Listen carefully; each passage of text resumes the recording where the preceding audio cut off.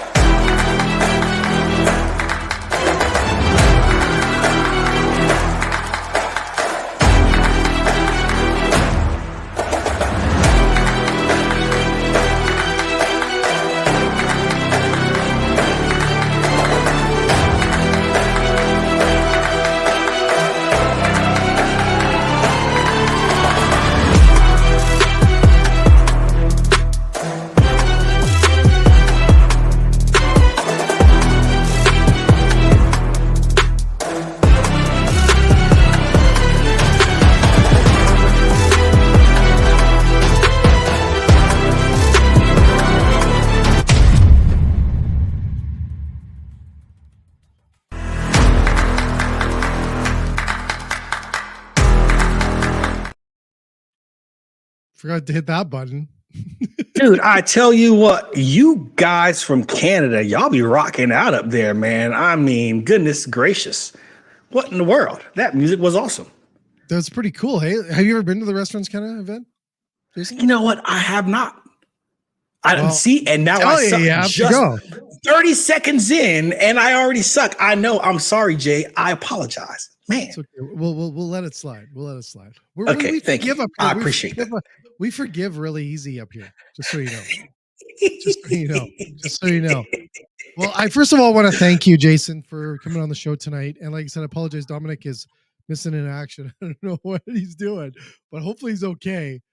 He might join us. He always surprises me. So I am honored to have you on this show. I am blown away of the knowledge you have. I have not read your book. I'm not going to lie. I haven't read it yet. I am going to read it though, because I am a big believer. Exactly what you have is I got to talk about this because this is like, I'm okay. First of all, I've had way too much of that Amazon tea that everyone's drinking now. Have you tried it? I haven't tried that either, man. I am behind on times down here, yo. I was going to say, But I do have some crispy water. I have this tea now. I don't know. Bloody TikTok got me drinking this tea. It's like the poor man's Ozempic, wherever it's like this. So get the hell out. Exactly. So I'm drinking it, and I tell you, it doesn't taste good at all. But anyways, I love this topic. So I'm whacked a little on caffeine, but I love this topic because I study about how to be a leader all the time. And I think that part of what I really see is the fact that we need more leaders in our industry. We don't have a lot of people in our industry right now when it comes to restaurants. Some true leaders that I see, it could be different in the US, but in Canada, we have some people out there that just kill it. And I can name a few off the top of my head instantly. And then we see a lot of people that go, you know what, we're just got the title and not necessarily really earned the stripes or earn the, the fact that you're a leader. And I love this topic. So thank you for making the time tonight. I know it's late there, to join us. So tell us a little bit about you. Let's get into it. Yes. So first, you're welcome. And just to let you and the listeners know, I will drop the whole book on your show. I don't care, because that's exactly what this book is made for. It's not made to be a secret. You can ask me anything, everything. I will go page for page, key for key, and go through the whole thing. So that is no issue. Now, my background, you don't have to start out washing dishes to be in the industry, but it just so happens a lot of us start out washing dishes. Now you don't have to, just be forewarned. But age 15, banging out dishes, mom and pop seafood restaurant, Fayetteville, North Carolina. And I've went through the ranks, man. I've been the key person on pantry, on saute, on the flat top char grill, the KM, the bar manager, service manager, the AGM, the managing partner, the franchise business consultant, franchise operations coach. I've been through a ton of the ranks. Now, what's crazy is I've worked for 22 different restaurant brands. Sounds crazy. But what that's done, I've been able to see the Mona Lisa painted 20 different ways. Some of those things are some amazing pieces of art. Some of those things are just pieces. So that is actually what is the core of what helped me to make this book. It's a few pieces. It is what I've seen. It is what I went through. But in the book, whenever you get the opportunity to go through it, you'll see each key is broken into 3 pieces. Each key, now some books have chapters, I have keys. Each of the 3 pieces, so each of the keys have 3 sections. The main course, which is a short read, but it's the gut of the key. Then you have the takeaway. The takeaway is a 3 to 5 chapter takeaway for if you already read the main course and you just want a quick read, or if you have even less time than a hospitality manager has and you just want a brief overview, go straight to the takeaway. The third piece is called the angle. The angle is quotes from restaurant executives I've had the pleasure of working beside and or quotes that just work well with that key. And that is Every Leader Needs Followers. That's the title of the book. Every Leader Needs Followers, 10 Keys to Transform Restaurant Managers to Hospitality Leaders. Oh man. So let's get into this because I'm I feel bad. I haven't read it, but it's awesome. Like I just love this topic. Like and I gotta start. So let's get back into the beginning. Let's go the first part of let's go the first keys here. Do you see this as I wouldn't say a problem, but are we challenged in the industry with not having leaders, Jason? I think we're challenged in the industry with one, trying to be something while remaining our authentic self. And two, we're also challenged with titles. And then three, we are also challenged with not knowing how to distribute work. So whenever you say, are we challenged with leaders? I say that we are definitely challenged when it comes down to sticking, for one, too much to the title, a manager or a leader or a executive. The average restaurant manager has to wear a managing hat, a leadership hat, and a coach hat multiple times throughout the day. The question is, when do you wear the right hat at the right time in order to get the best results? We also try to do too much ourselves. Sometimes it's because we don't even understand it. This is one of the rare industries that we will teach an 18-year-old kid how to run $1 million business on a profit margin that's about 7%. I was gonna say, it's just crazy. I was gonna say it's different up here. You go down in that number up here. Okay, 3.5%. There you go. That's what I like. But we are one of the rare industries that does that. When you look at other industries, the gross profit, net income, the EBITDA, cash flow is so much higher. And it's people with much lower labor and really drilled into what they're doing, and they are specialists. The restaurant industry, we will take the average kid off the street and teach them how to run $1 million business on pennies. That's crazy. Yeah, Jason, I want to get into that because me and Domenic have had a show recently that we rewrote the P&L for a restaurant, and we took it and the P&L has been the same way for the last 150 years. It hasn't changed. It's, you look at how your revenue stream comes in is typically one way of revenue. It's your food revenue, and me and Domenic, we redid it. I think we had Chris on from App 8, and we joined and we tried to redo the P&L because I think it's broken. Do you think that the industry right now needs to relook at this entirely? Because to your point, we're giving young kids typically no education. I want to say that with the most respect, because I didn't either when I started running restaurants, right? Like so you're very low on your education side. You didn't take a finance group. You didn't take a training. You didn't take a leadership coaching group, but you put into such as high, very vulnerable industry with razor thin margins with the, with very low ability to make mistakes. Like you just can't make mistakes, or you can close $1 million restaurant in months, right? So is the whole model broken? Yes, I'll go back to the P&L first. And I know some mathematicians will argue with me on this one, but I do believe I'm going to warn you, I'm not a mathematician. So there's no argument here. I do believe in the profit first view.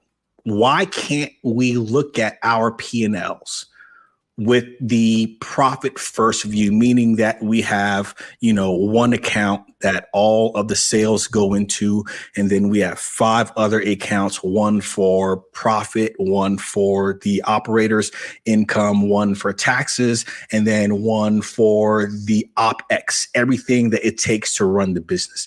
How come we can't create within our P&L that when we get the money, we put it into these buckets with a certain number for the profit, a certain number for the owner to eat and keep their lights on, and then a number to pay taxes, and then a number to run your business. If we were to do that, I think that we would run our restaurant business much differently, because what we do now is we take all the money in and then we spend all the money and then we wait till 30 days, kind of like jumping in the ocean and then putting your head down and say, I'm going to England. And then 30 days later, you pop your head up and say, I hope I'm here. That doesn't work. You need to have and know what you're going to be making at the end of the day. One more example. That is similar to someone going to work, working 60 hours in 1 week.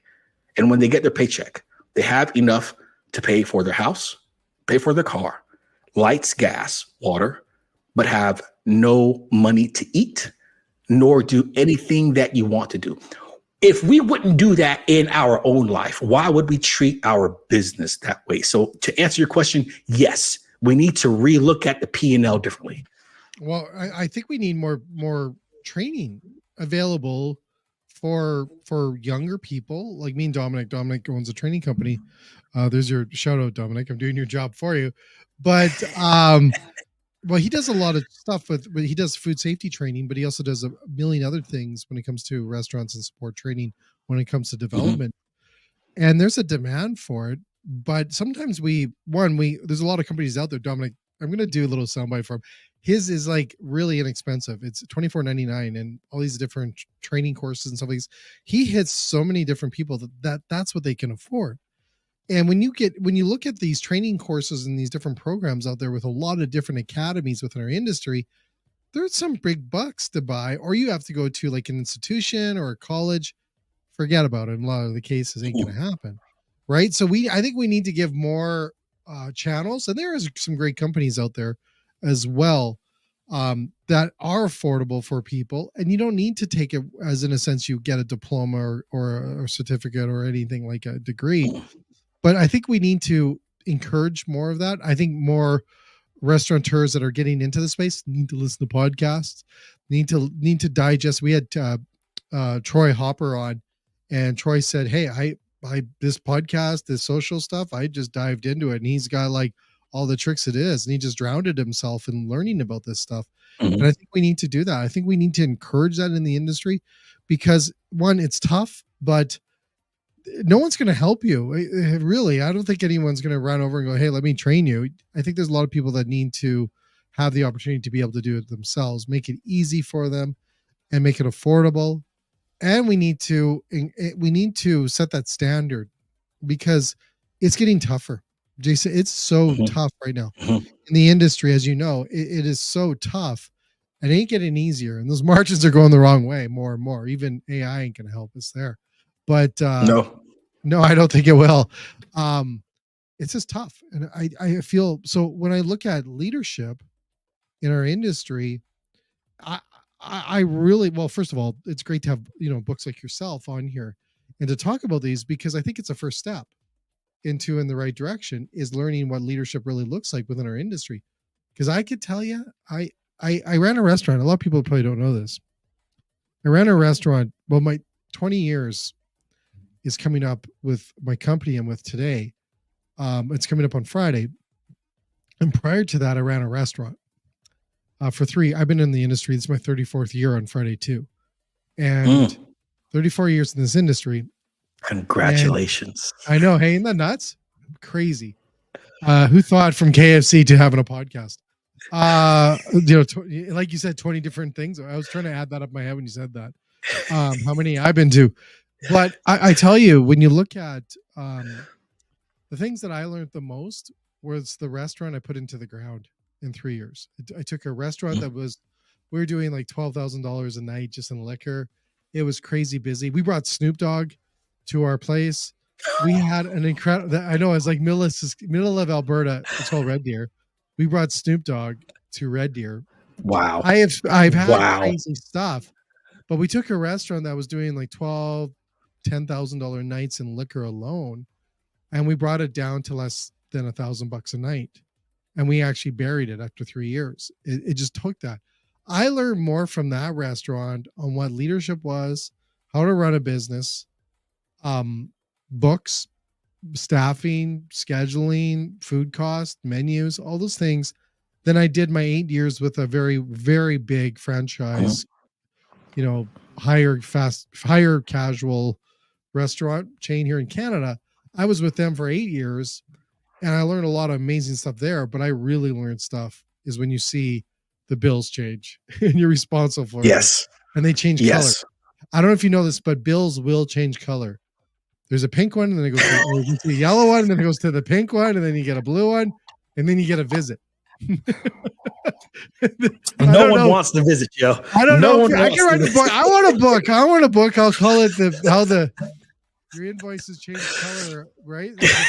Changing colors of invoices. and they get more threatening. They get more threatening, and then you get a phone call, and then usually get a visit. I've been through that, but I didn't have a book. I had nothing. I didn't know where to go because, like you said, I was young, very young, and I got given this, big restaurant, casual, really funky place to run, and I had no idea. And that happens so much. So I think we need to encourage more and more people to read books like you have and understand what leadership is, because I think that's where it starts. I really believe it starts with leadership. Two things come to mind whenever you go through that story. First thing is it's a story I tell, or a example I use with many owners, many managers. First one is, let's say you take any district manager, bar manager into the woods. Now, nothing bad is going to happen, but you take them into the woods, you give them a sledgehammer, and you point out a 4-foot wall. And you give them and you give them that hammer, and you say, I want you to knock down this wall. Any manager or any owner without training, do you think that at some point they're going to be able to knock down that wall with that sledgehammer? Yes. Yeah. Now, take the same manager into the woods, give them some bricks, some water, mortar, and a level, and say, I want you to build me a 4-foot wall and make it leveled. How many managers or owners with no training can do that? So whenever you talk about that story of, I took this business and I ran it down into the ground in 3 years, you are correct. That is very common. We know how to bring something down to the level of something that can be managed. And you are correct. We do need to change our view of coaching. I think pie in the sky now, but I think every single hospitality manager should get 6 months of coaching. And I say coaching because managing, leading, and coaching, 3 different things. You may not see it, but on the front of my shirt, it says manage, lead, repeat. Manage, lead, coach, repeat. That is the key that our managers need to understand. It's 3 different things. Managing is taking a group of people, knowing the parameters that you have to work in, knowing the budget, where you need to get to by what certain time, within what type of guardrails. We use managing more than anything else within our workday. There's nothing wrong with that. Leading is different, though. Leading is knowing the overarching goals for the company, for the industry, the challenges, what the next step changes.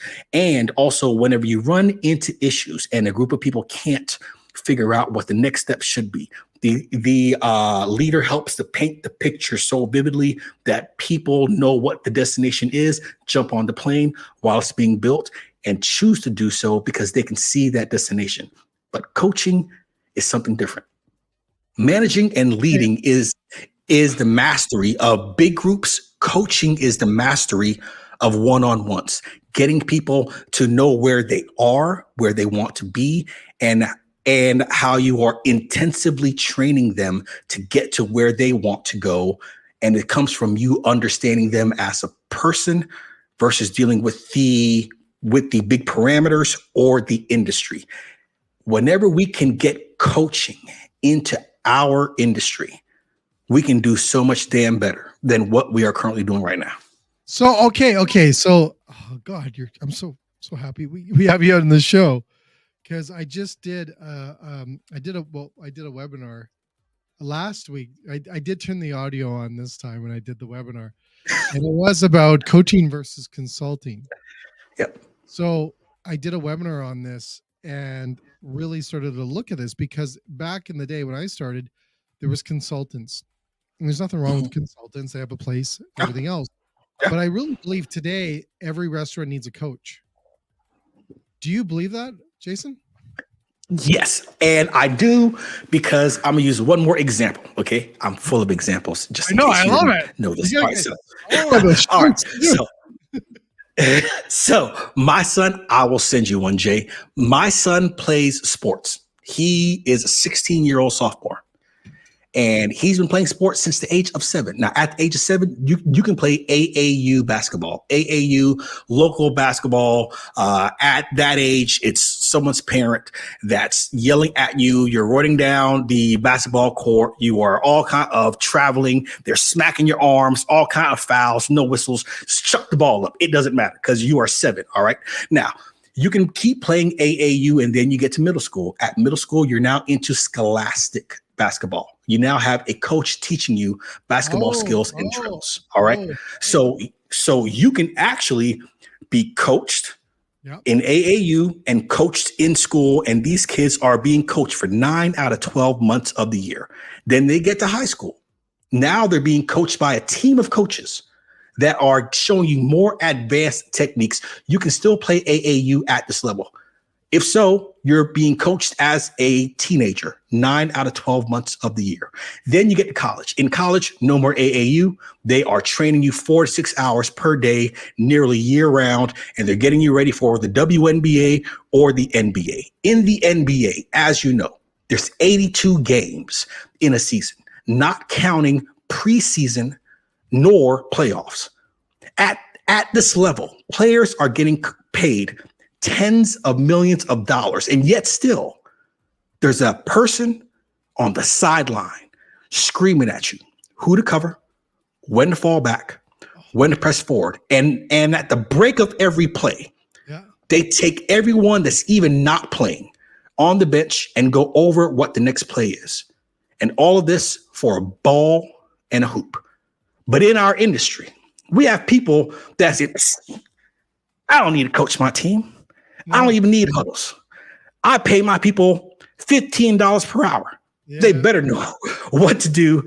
That's why coaching has got to change, even when we look at as we get older. So our kids can be coached 9 out of 12 months of the year, but we say, well, because I'm 30 now, I don't need coaching. That's incorrect. So I got to throw something in there, Jason, because I got to share this with you, because I found this out as well. And this is to that point. I'm going to name these people. And this is what I found out. Oprah Winfrey has a leadership coach. She has a coach. Bill Gates has a coach. Serena Williams has a coach. Tony Robbins actually coaches her. The Facebook CEO and the former CEO of Google all have coaches. These people don't need coaches. Like they've done well, but they have coaches. And I get goosebumps just thinking about that, because not only do I think every restaurant needs a podcast, but I do believe every restaurant, and I believe, like you said, every leader and manager or owner needs to have a coach.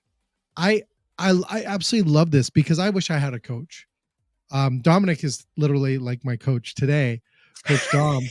He's seriously like he's changed my life, and it's that moment. And I don't know if it's the world today that we need that little bit of, maybe it is, maybe it should have been like this from day one, hundreds and hundreds of thousands of years ago, that we needed coaches. Maybe it'll worked out for some people, but I really think when you look at today, in the industry, there is so much. I think it's over 72 different things that they have to look at each day as a manager and that runs a restaurant, a GM. They have like over 72. And that I'm sure that's probably maybe a little less or maybe just a little bit more. It's around 70, let's say. How do you do that? And you wake up every day and you got staff problems. Your restaurant's losing money. You've got all these different situations, these challenges, and you sit back in those offices and you're dealing with your home stuff on top of that, life, right? You got to throw that in there. And how do you, and I find where Domenic comes into my life is where he just keeps encouraging me. It's just this little stuff. And I probably guess that he doesn't even know he's doing this, but those mean the world to me because there's days where I'm sitting there going, I don't know if I can do this. Like, why am I doing podcast time? Or why am I, writing all these different presentations and everything else? And he keeps going, yeah, keep going, man. Keep doing it. And those little things, and I think that's sometimes I find in leadership, it doesn't necessarily always have to be these massive Simon Sinek moments, I call them. And I love Simon. Or Gary Vee moments, right? It's not really like you don't have to have. It would be great if we could always say those moments like they do, but sometimes it's just that phone call or that text saying, "Go for it, man. You can do it." I tell you, like I think everyone needs a coach, podcast, and a coach, and I think the world would be better. I think our industry would be better. I think our industry would be so. I think first of all, we'd probably be making more money in our industry. Yes. You know what? It is crazy. There is a study done by UpCoach, and UpCoach did the study in 2022. Okay. They found that first, in 2022, the world spent $366 billion on leadership and management development. In the U.S. alone, the U.S. spent 166 of that 366 billion in the US alone on leadership and management development. Now, in coaching, they only spent 90 billion. Now, I say only 90 billion, like I got an extra $90 billion in my back pocket. But when you look at it compared to managing and leading, it's much less. And for those companies that invested in coaching, they found 68% of their managers were more productive, and 73% of those that invested in coaching had higher returns than their competition. But the question is, why do people view coaching as something that is only reserved for the top 1% of executives? And it's not. Coaching is simply a vehicle to help train and develop your team. That's it. It's just a vehicle to help train and develop your team. It doesn't have to be a third party from the outside. It's just setting aside the time to have that certain type of focus for getting to know the individual, getting them to talk through what their goals are, for us as leaders to talk less and listen more and give them the time to talk through what their goals are. I have to. So first of all, I got some comments coming across here. Actually, there's a comment here from one of our folks that I work with that they're talking about the presentation I gave to them about the value we could provide was worthwhile. And it really is. And I think when you look at coaching, like I think from a point of organizations that help restaurants or work with restaurants, no matter if you're selling food to them or if you're a coach and that's all you do for the businesses, I think it really changes the world when you start coaching or being coached. I go back to this. So Jason, here, so you have these incredible analogies. What would the world be like if all of our sports teams didn't have coaches? Right?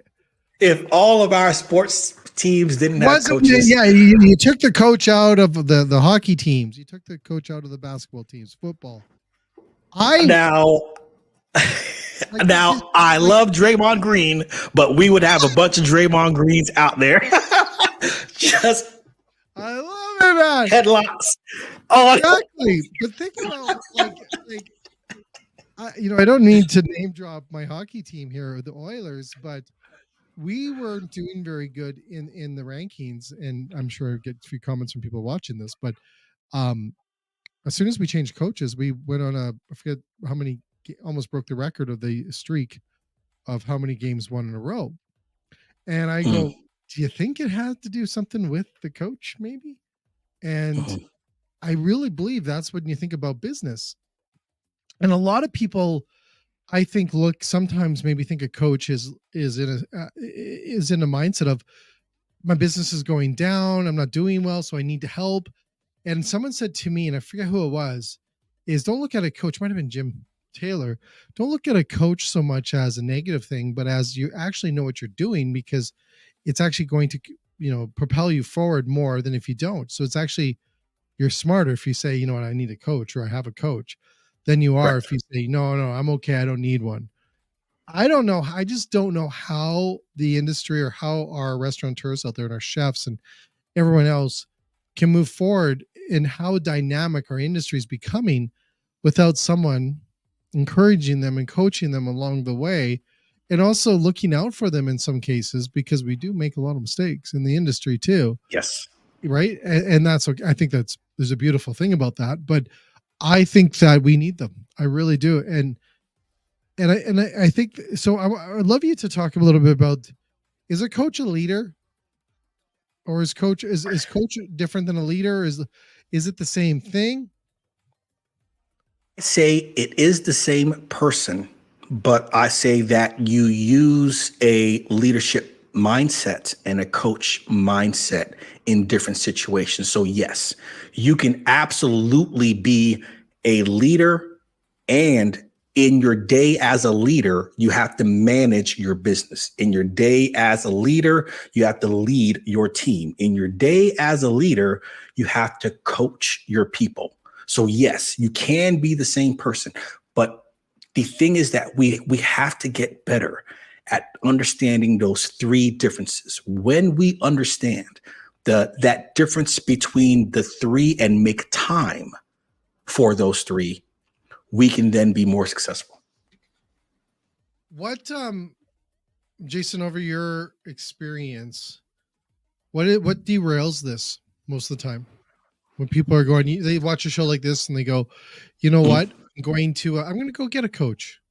And then they wake up tomorrow morning and the world hits them in the face, and their freezer goes down and the staffing goes out the window. All the plans happen and they get derailed. Is that what happens most of the time? Or do people just say, you know what, I'm good? I think that this is another analogy. I think that our restaurant people are great firemen and firewomen.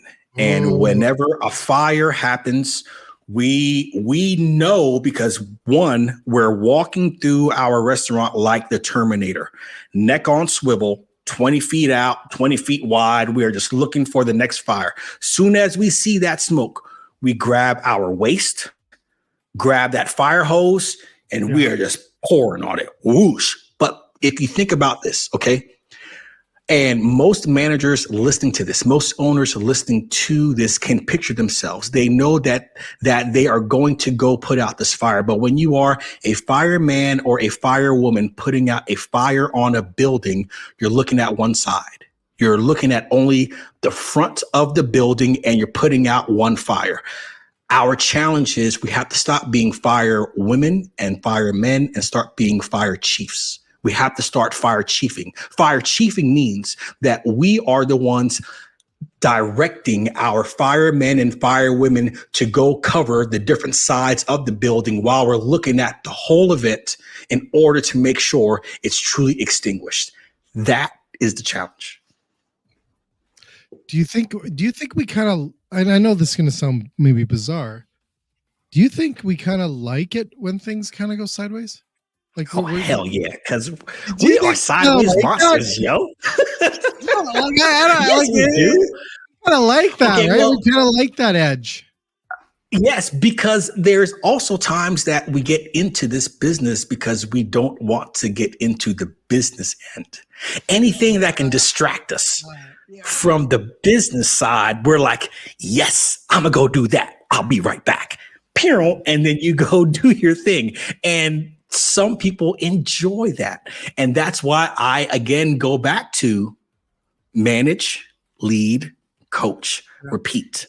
You have to understand those three things separately so that you can say, you know what, I've been doing a way too much of this and I haven't done any of that to help move my team, my people, my business forward. I love it. Oh, let's see. Dominic's waking up. Oh, sorry. My phone's lighting up. Hopefully everything's okay there. He's probably like watching us right now. No, it's okay. I won't repeat what he said. Okay, good. It's all good. Good. It's okay. I'm in debt to him forever. But I do want to bring your book up here because I do want everyone to see what it looks like Okay. here. So I'm bring up on the screen. And I think it's important. Now, where can they get your book? Okay, yes. So the book comes out March 18th. And it's not out yet? Every leader, it's not even out yet. It comes out March 18th. This is huge. So I'm gonna give a few more reasons why that it's huge. When I wrote this book, I wanted it to be first more than just a book. I wanted it to be tactile. I wanted it to be a short read in order to meet managers where they are with not having that much time on their hand. We like pictures. We just like pictures and moving pictures called TikTok video. But I also wanted the book to be tied to something of me giving back. I'm just like you. I've been in this business for 30 years. And I said, what can I do to give back to this business? So I reached out to Giving Kitchen. Giving Kitchen, as you may know, is an amazing nonprofit. Jen Heidinger helped to put this together with her husband when he was stricken with cancer back in 2012, and the community of Atlanta, they were just trying to raise, I think, 12 to 15,000. They ended up raising $300,000 in one night in order to help them. From this event, they started out Giving Kitchen. Giving Kitchen helps food service workers in crisis. Since Giving Kitchen helps food service workers in need, my book helps food service workers transform into hospitality leaders. I have dedicated the book sales from March 18th to April 18th. Every book sold helps to raise $30,000 for Giving Kitchen. My goal is to get this book into the hands of 10,000 food service workers from pre-orders all the way to April 18th. And so that is my goal with this book. You can get this book on Amazon right now for a pre-order with Kindle, or wait till March 18th. On March 18th, you can then get Kindle, paperback, or hardcover. And every book sold in that first 30 days goes towards raising $30,000 to help give back to the industry that has given so much to everyone else. So, Jason, what we'll do is we'll definitely put this on what I'll do is I'll do what I can to help you up here, and we'll put it into my newsletter, into my podcast channels. I'll repost it every day for you. How's that? On my channels every day for that whole time up to April 18th. And because this is awesome. And I believe in that as well. We have to give back into this industry. This industry has given me an incredible life. And I'm just so grateful. And I'm grateful for people like you to come in here and help us. Right? Like it really is. It's huge. So I got goosebumps from you. I am so excited to meet you finally and to take the time late night on our late night show to join us. It's incredible. We need more people like you. We really do. And you're leading the way. Thank you, sir. And that's the big thing. I think I told someone today, I was coaching someone this afternoon, and I said, it all starts with yourself, right? You have to lead your team. You have to be the inspiration. And we need to inspire again. I think we're forgetting to inspire And I tell you, inspiring people with this book. I know I can't. So I'm glad I didn't say I read it, because I would have lied, and I can't lie if everyone knows who watched the show. I really suck at lying. But I'm going to order it, and then like I said, I'll put it up on my channels. I'm going to put it in my newsletter, and then I'll repost every day up to the 18th of April for you on my channels, and people can order it. And that's incredible. You are incredible, Jason. And I just want to thank you so much for joining us on our late night show. Domenic, you missed a good one, buddy. And I hopefully we can have you back, and we'll have Domenic. I'd love to, man. Look, anytime you want me back, and I'm gonna make my way up to Canada next year. Yes. I will be at the show, absolutely. And always, for everyone listening, please manage, lead, coach, repeat. Let's make this industry better. You know who I need to introduce you to is that we have a gentleman up here, Matt Rolfe. I don't know if you know Matty. Matt is a good friend of mine. He's I call him Canada's restaurant coach, because he is incredible as well. And you guys, I'm going to connect you to, because there's some synergy still in it. And he's got the same thing. He gives back so much as well, and he helps so many restaurants out and leaders on becoming better leaders as well. So you guys we need more of you in the industry. There should be millions of you. And just thank you again, Jason, and have a great evening. And sorry for so late. And Domenic, I won't say what he said, but Dom, you missed a good one, man. Hope that nap was good. And to everyone else, I want to thank you. I fell asleep on a podcast. He didn't make it. He didn't even make it to the podcast. He didn't even make it. At least I want to listen. I want to thank everyone else that was joining us on LinkedIn as well as Instagram. Thanks so much for the comments on Instagram. Also, we have a gentleman on here. Richard is joining us on Instagram, and Richard's going to come on next week to talk about his new podcast. He's another rock star in the industry, and I can't wait for everyone to listen to his new podcast coming out. And we're going to have him on the late night show next Thursday to talk about his new show. We have Chef Shane's on the show tomorrow night. He's an Indigenous chef up here in and he just rolled out a new book as well. So he's on the show tomorrow. We have a surprise on Friday for International Women's Day. And I just thank you. It's been a pleasure, Jason, and I can't thank you enough for joining us. And to everyone else, have a great evening. Get out there, get this book. and we need more leaders. Thank you so much. Have a wonderful evening, y'all. You bet.